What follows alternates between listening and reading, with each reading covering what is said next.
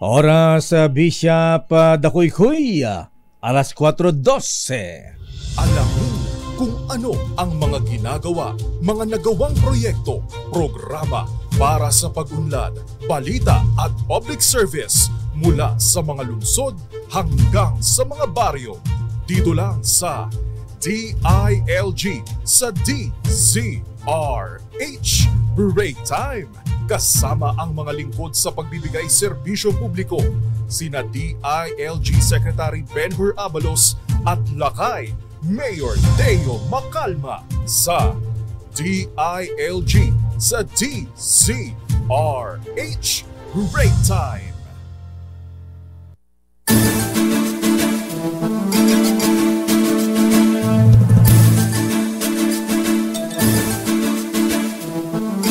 Magandang hapon Luzon, Visayas at Mindanao.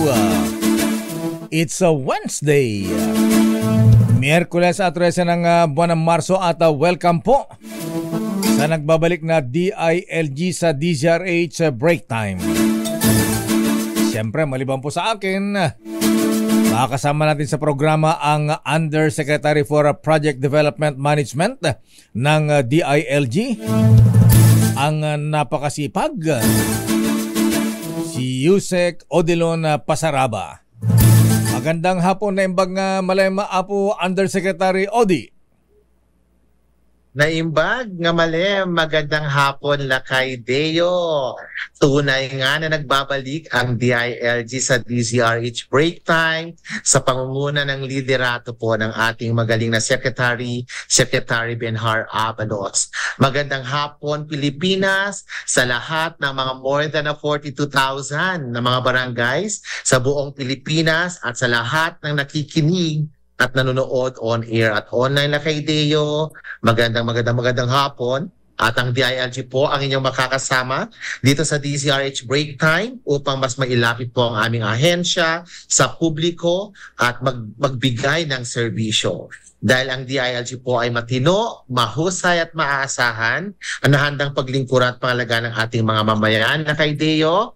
At bilang good afternoon kay Father Bernard Corpus ng Archdiocese of Tuguegarao City. Oh. Nakikinig siya na kay Dito. Yes. Malam nyo, Apo Bishop, Obispo, ha? O Apo Padi.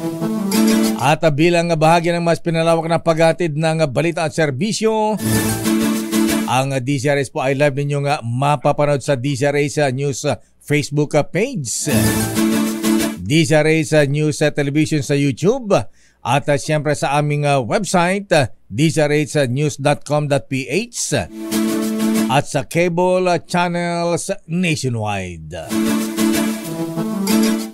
At para naman po sa inyo mga katanungan, mga nais idulog sa aming ahensya, mga suhestyon o rekomendasyon, tayo po ay naka-live at mapapanood sa DILG Philippines official Facebook page. At bago natin napunta natin mga bisita at ating mga talakayan na Yusek, abay tumungo muna tayo sa mga latest happenings at aksyon sa DILG Yusek Odi. Mahal kay Deo at sa DILG Balita at Aksyon, ating tatalakayin ang mga latest news at happenings o mga kaganapan sa aming ahensya. Deo, Lakay Deo. At diretso na tayo sa mga balita, Yusek. At sa ating mga balita, nakiisa ang 500 na botenyo sa pangunguna ng DILG sa kalinga at inisyatiba para sa malinis na bayan o kalinisan sa bagong Pilipinas program sa Barangay Danghari Coastal Dike. Ang Barangay Danghari Coastal Dike sa Navotas City ay isa lamang sa mga lugar na pinagdausan ng kalinisan na program simula na ilunsad ito noong buwan ng Enero. Nakisa sa clean-up drive ang mga residente, estudyante at volunteers mula sa Navotas LGU.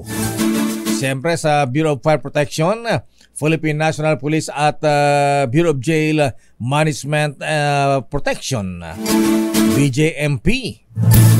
At layunin ng programa ang pagkaroon ng mas malinis na komunidad sa buong bansa na isa sa mga pangunahing advokasya ng administrasyon ay upang bigyan ng dagdag kaalaman ang publiko ukol sa proper waste management o linis.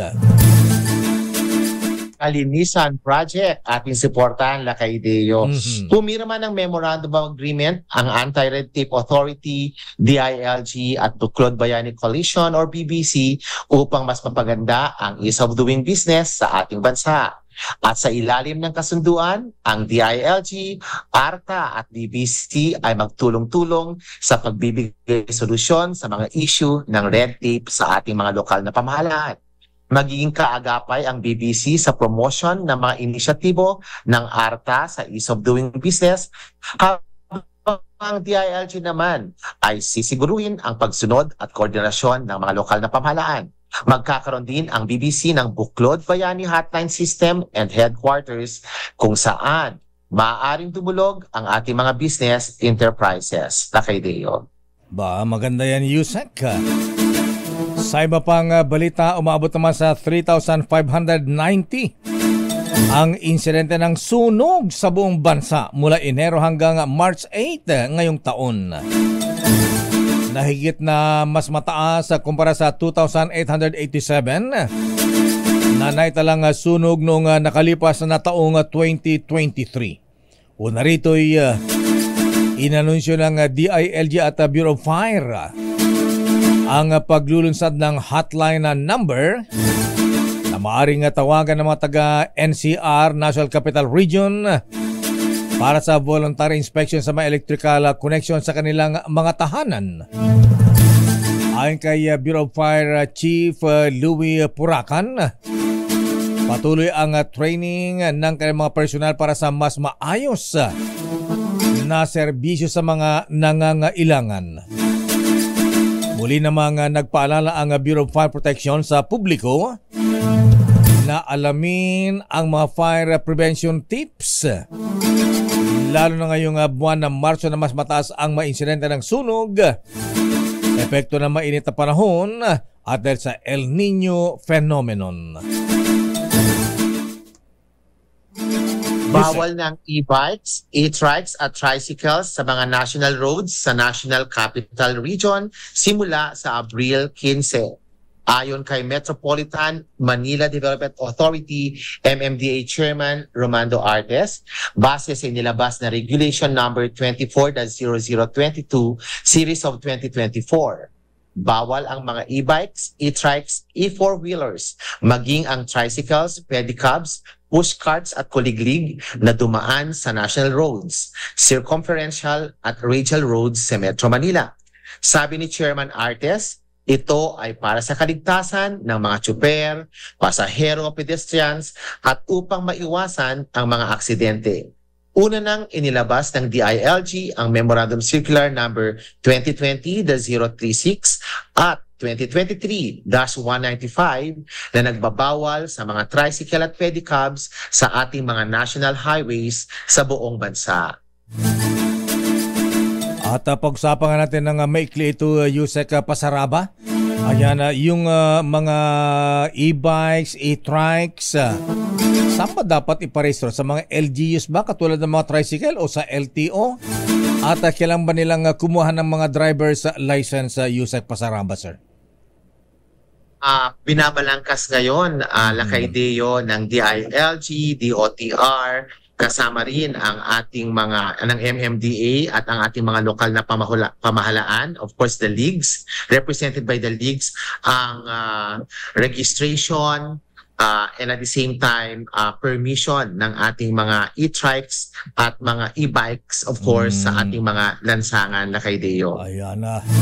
Kasi mga e-bikes at mga e-trikes ngayon, ha? Yan ang mga king of the road ngayon, hindi na mga jeepneys. Astig ang mga driver ng mga e-trikes at saka mga e-bikes ngayon. Tama ka, lakay Deo. At ilan lang po yan sa mga balitang hatid ng DILG. At sa aming pagbabalik mga habigan ay makasama natin ang Chief ng Bureau of Jail Management and Penology BJMP Tama ko yung mga noble sir, ha? Ating mga kasama ay si Very Worshipful General Ruel Rivera ng BJMP. At yan po ang ating pag-usapan, Yusek, sa ating pagbabalik dito sa ating programa. Nako, Lakay Deo, salamat sa ating Chief Rivera, no? Sa ating napakasipag, umaaksyon na BJMP Chief Rivera, Ruel Rivera. Ayan, gwapo na, matikas pa. Yan po, antabayan na natin ang... Lakay Deo. In fact, sinabi ko sa kanya na kailangan mag-attend siya face-to-face. So ako naman ngayon ang nandito sa isang activity, kaya pasensya na, Sir Ruel. Ayan, sa ating pong pagbabalik, pag-usapan po natin yan. Pinakahuling mga balita, kaganapan, DILG, balita at aksyon. Alas 4:23. The Department of the Interior and Local Government keeps up with the new trends in governance and public management by setting higher standards in performance management that target fulfillment of actual needs of the citizens. At the forefront of this mission is innovation, with the development of the Citizen Satisfaction Index System, or CSIS, a tool for drawing in applicable information for gauging citizen satisfaction in areas such as health, support to education, social welfare, governance and response, public works and infrastructure, environmental management, and economic and investment promotion services. The CSIS, crafting ideas with lasting solutions through the voice of the citizen, delivering quality projects and services with demand. Encouraging a bolder vision for the public service, local governance, and citizen satisfaction for the future of the nation.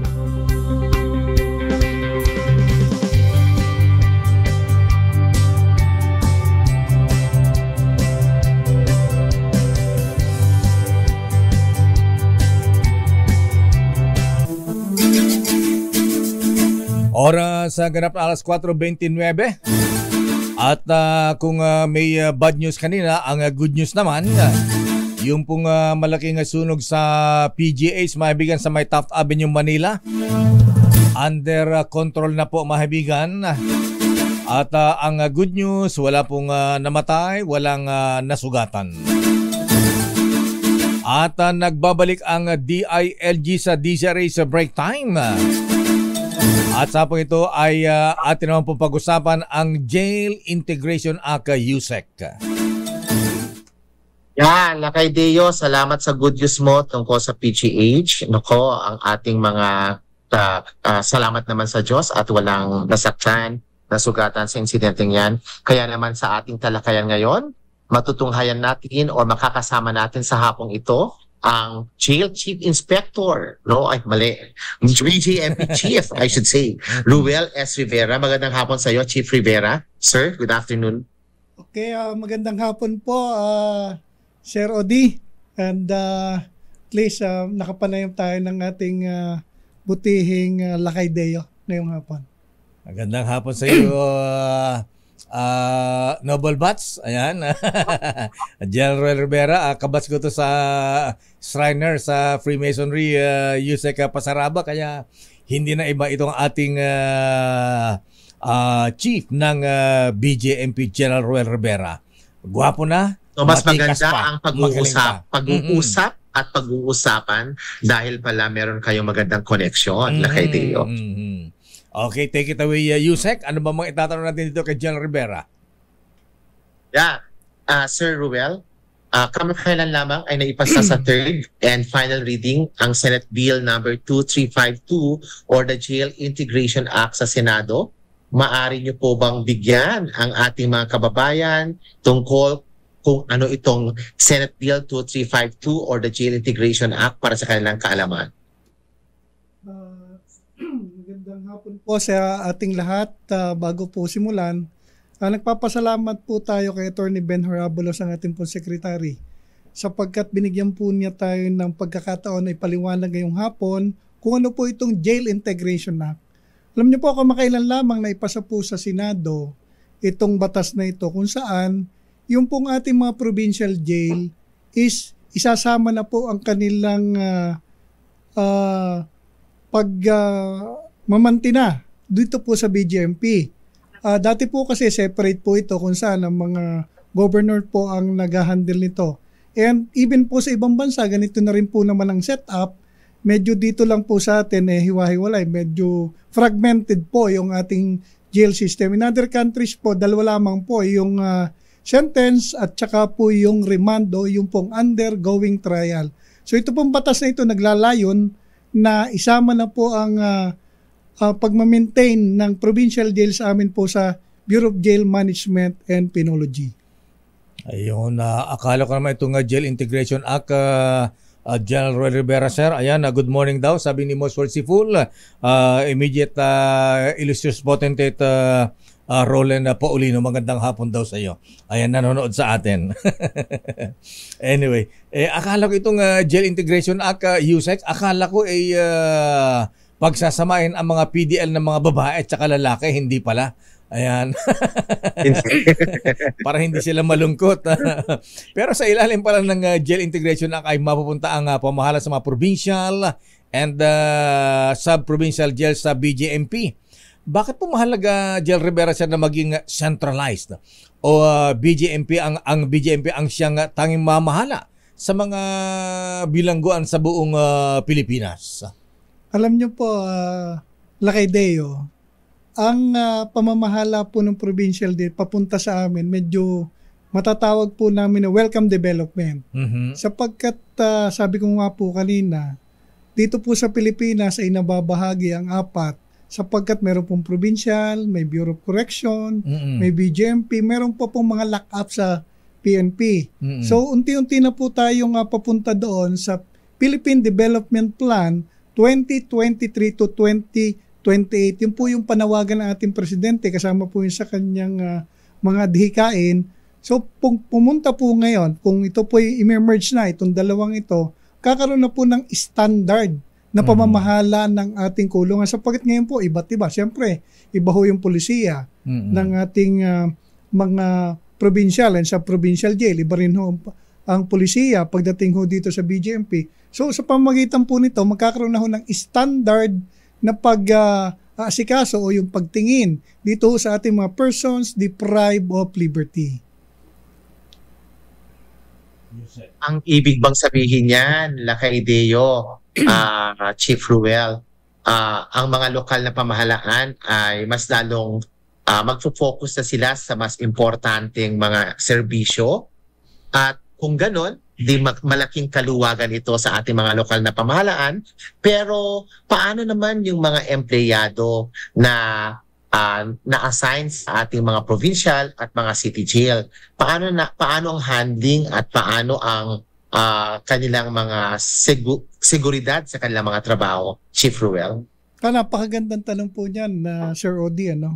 At yan po naman natanong din sa atin during nung deliberation po ng batas. Alam niyo po, lahat po ng kawani ng provincial jail tsaka sa provincial jail, covered na po sila ngayon ng civil service law. Sabihin, sila po ay i-integrate na rin yung kanilang mga personnel sa amin. And doon po, kasi nga po, marami po yan. Humigit kumulang po sa 3,000. So nagkaroon na rin po kami ng pagbibilang o datos na kinuha. Pagkat sila po ay kailangan na rin mapano sa amin. Then ano po magiging maganda nito? Medyo mataas po ang matatanggap nilang sweldo kumpara po sa dati. Kasi nga ho, national government na ang mag-handle sa kanila. And pinangangako po ng pamunuan ng BJMP, kasama na nga po ang DILG, sa pamumuno po ni Attorney Benhur Abalos, na sila po ay bibigyan ng kaukulang pagtingin. Sila po ay aping isasama doon sa ating pong hanay ng BJMP, provided ho na sila ho ay makakaano doon sa civil service laws na tinatawag natin. But wag ho kayong mag-alala kung hindi ho sila nakapagtapos, tutulungan po natin sila sapagkat bibigyan ho ng 5-year term para ho makakuha sila ng kanilang eligibility as well as ng mga educational attainment nila. Ito naman ho ibinibigay na rin doon sa mga dating batas. Katulad doon nung kami noon, dati ho sa PNP, napunta ho kami sa BJMP. So may mga ganun na rin po lakay deyon na mga ibibigay ho ang gobyerno, ang national government. So ano sila, kumbaga wag ho silang matakot sapagkat sila naman ho ay bibigyan pa ho ng trabaho natin sa BGMP. Ayan na. General Rivera, sir, ano lang po yung mga advantage o tulong na hatid ng Jail Integration Act siyempre sa kapakanan po ng ating mga PDL, Persons Deprived of Liberty, at paano ito makatulong, General Sir, sa pagpapalakas at pagsasayos dun sa correction system ng ating bansa? Alam nyo, Lakay Deo, maganda ho ito sapagkat alam naman natin ang problema ho ng jail system ngayon sa Pilipinas yung masyadong masikip. Ang atin hong congestion rate nationally is 335%. Wow. So kung makukuha ho itong 81 ho itong atin hong probinsya at saka ho meron pa hong 11 na sa provincial jail, so luluwag na ho kasi pwede natin silang pagsamasamahin yun yung masisikip, dati yun natin doon sa maluwag, and para ho yun hong congestion rate ay bumaba, luluwag na ho ngayon. Malaking tulong ito sa ating mga kapatid na nakapiit ng persons deprived of liberty. Sa mga preso ba ngayon na General Rivera, sir, sa mga city jails, uso pa ba yung mga rotation ang pagtulog? Kasi siksikan yung iba, nakatayo muna, rotation yung pagtulog. Nangyayari pa ba yun sa mga city jails na dahil sa siksikan po sila? Alam niyo po, Lakay Deo, tama ho, nangyayari ho yan dati. Pero ang ginawa ho natin, unang-una ho, sa pamamatnubay nga ho ng ating butihing sekretary, nagkaroon ho tayo ng paggagawa ng iba't ibang kulungan. So lumuwag na ho. Then nagkaroon ho tayo ng Decongestion Summit nitong December 6 and 7.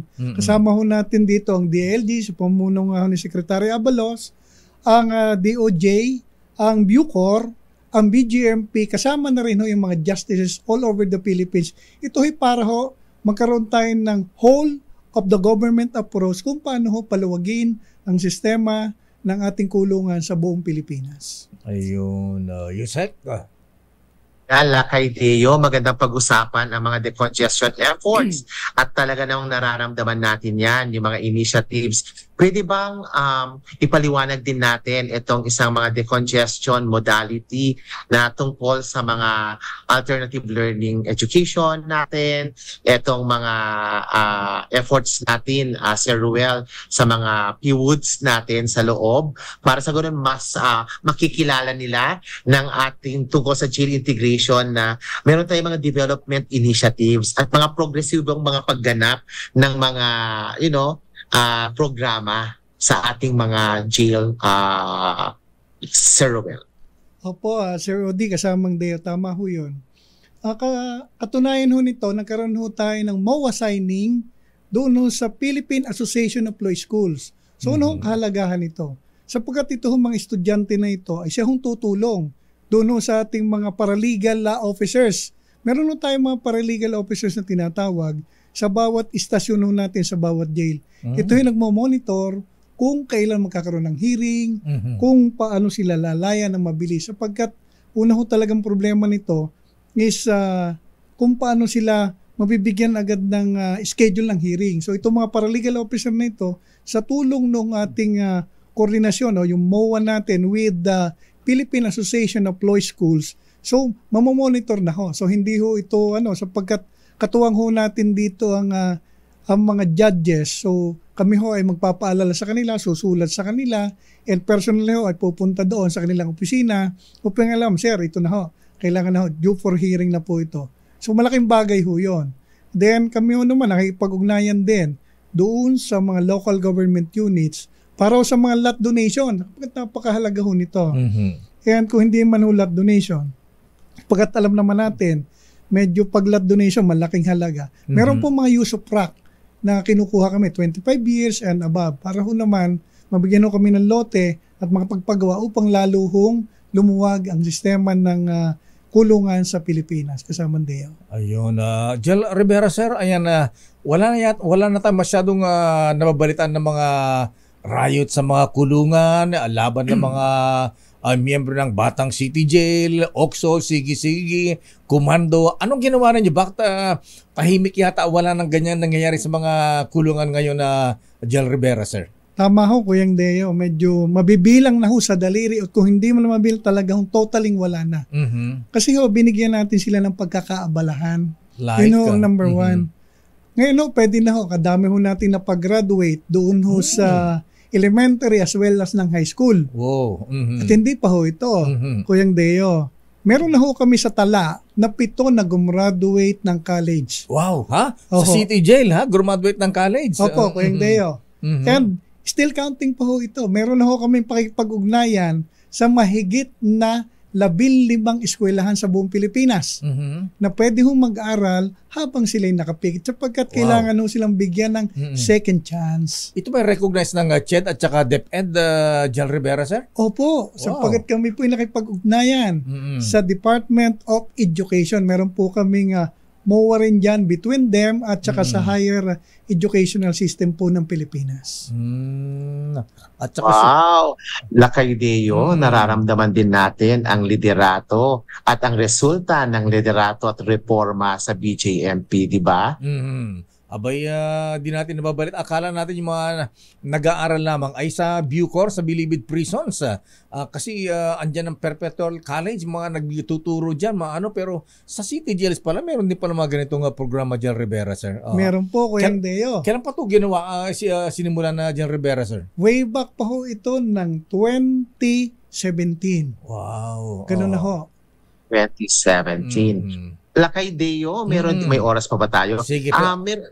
Dapat sinasabi nila lahat din natin, Sir Ruel, yung mga agreements natin with the Department of Labor and TESDA sa mga livelihood projects as well as sa mga employment opportunities with the private sector. Kaya Lakay Deo, ang BJMP, kasama rin natin, of course, under sa inspiration ni Secretary Benar, na bigyan talaga ng dignidad at we need to protect also the rights ng ating mga PWOODs as well as ang ating mga PDLs. So, tama po yung kasamang Odi. Alam niyo ho, sa darating na anniversary ho ng BJMP, siyempre ho, nung last year ho, nagbigay ho sa akin ng tagubilin si Secretary Benhur. Ano ba ang magagawa natin? So ngayong Hunyo or Hulyo, unang linggo, magkakaroon ho tayo ng songwriting contest, handicraft making, painting contest, national po yon. Out of 482 jails nationwide. Wow. Gaganapin ho ito dito sa Metro Manila. At ito may malaking premyo na magmumula ho sa foundation ng atin hong kagalang-galang na sekretaryo doon ho sa kanyang anak ho na namayapa. Ayun. Saan gagawin yan, General Rivera, sir? Sa MOA Arena? Dito yan sa malaking dito Cuneta sa Astrodome, Araneta Coliseum. Malaki ho. Ito yung isang linggo isang na linggo gagawin na natin. gagawin. Mahigit pa hong isang linggo.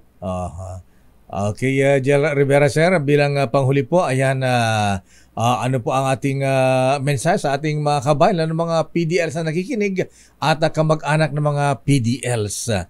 Ayan, ano po ang mensahe natin sa kanila, General Rivera, sir? Ngayon po sa mga nanonood, nakikinig, sumusubaybay sa programang ito ni Lakay Deo. Ako po ay nagpapasalamat sa inyo and doon po sa mga kamag-anak o kaya po naman doon sa mga nakapiit, wag ho kayong mawawala ng pag-asa. Yan. Palagi hong may buhay.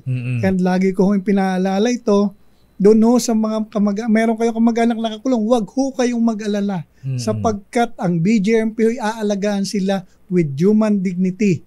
Maliit lang ho ang pondo pero pinagkakasya natin at talagi ho nating aalagaan ang mga ito with respective human rights and dignity ho. Yun ho ang aming pinagmamalaki sa BJMP. Ayan,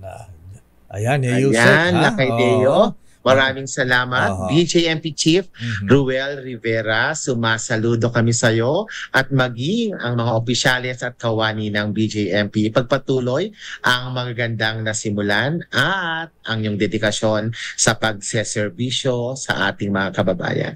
General Rivera, sir, maraming salamat, Noble Sir. Shalom. Ayan. Shalom. Good afternoon at mabuhay po ang mga taga BJMP at sana para lumuwag ang ating mga city jails. Ayan na. Sana lumayan na lahat ang mga PDLs. Pwede ba yung mga walang kasalanan at siguro yung mga petty crimes naman baka mahabilis din yung kanilang paglaya. Maraming salamat Kuyang Chief Lieutenant General Roel Rivera ng BJMP. At sa ating pagbabalik, Yusek, ay ating sasagutin ang ilang katanungan ng ating mga kababayan sa DILG. Abay, maraming tanong dito na dapat mong sagutin, Yusek, ha? At yan ay sa ating pagbabalik, makalipas lamang ilang mga mahalagang paalala. Pinakahuling mga balita, kaganapan, DILG, balita at aksyon. In this new age of good governance, the SGLG remains steadfast in its mandate of advancing the matapat at mahusay brand of local governance. Strong, unwavering, resilient, the Council of Good Local Governance takes the lead in recognizing LGU exemplars of meaningful local autonomy and development. The Council is chaired by the Department of the Interior and Local Government and is joined by partner executive agencies. Ably supported by our very own core of hard-working DILG regional and field counterparts and reliable implementation partners, we assess all provinces, all cities, and all municipalities in the country, year in, year out. A true testament to our unwavering dedication in this journey of tapat at mahusay na pamahalaang lokal. One nation, one vision, one seed. The seed of good local governance.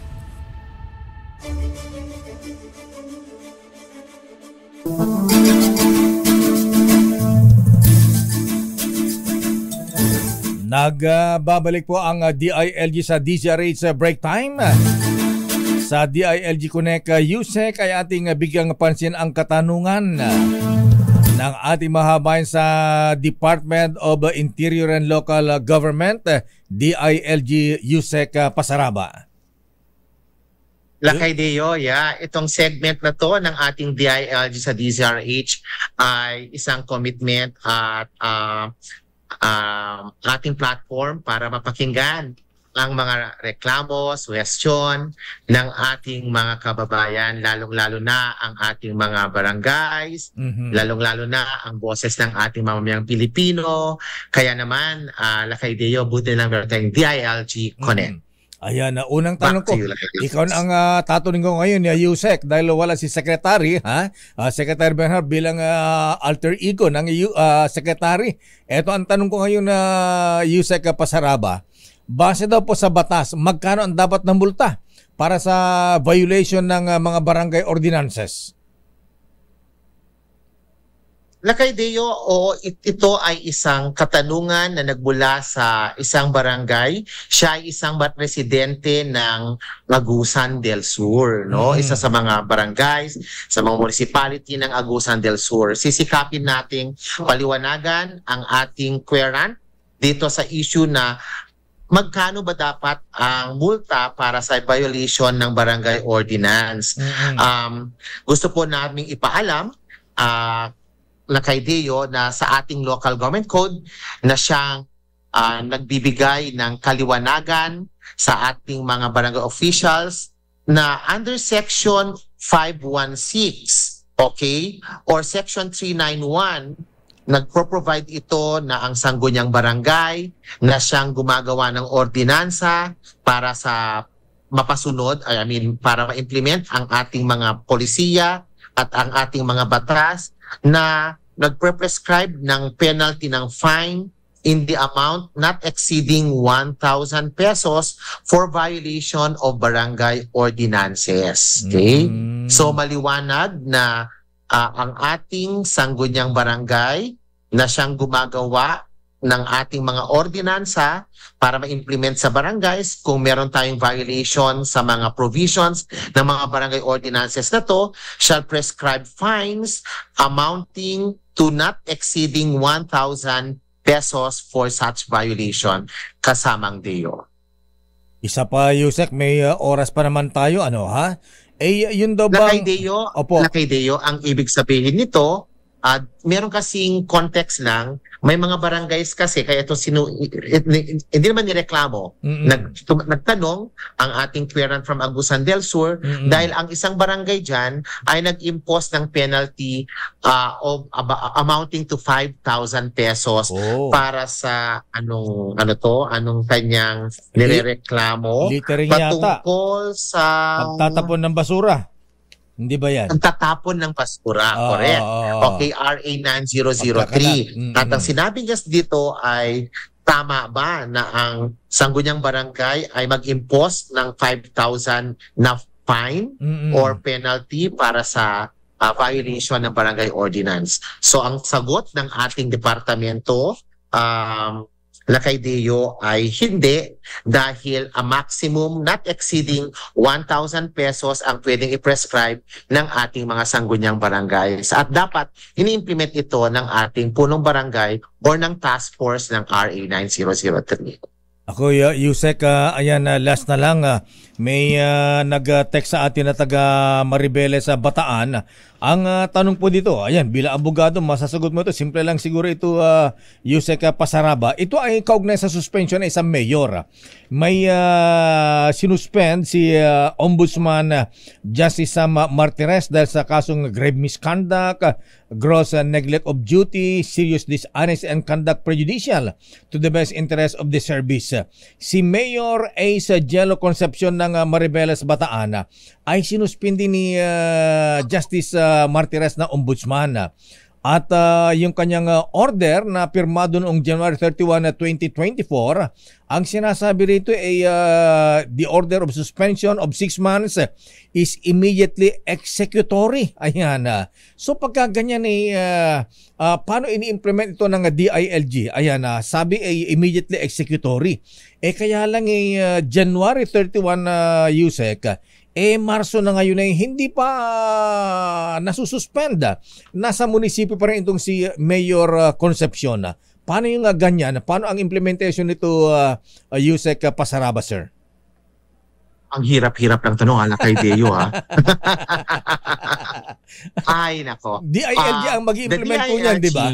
As an administrative agency, ay sumusuporta sa mga mandato ng ating mga disciplining authorities, such as, the Supreme Court, Ombudsman, Sandigan Bayan, yan, Lakay Deo.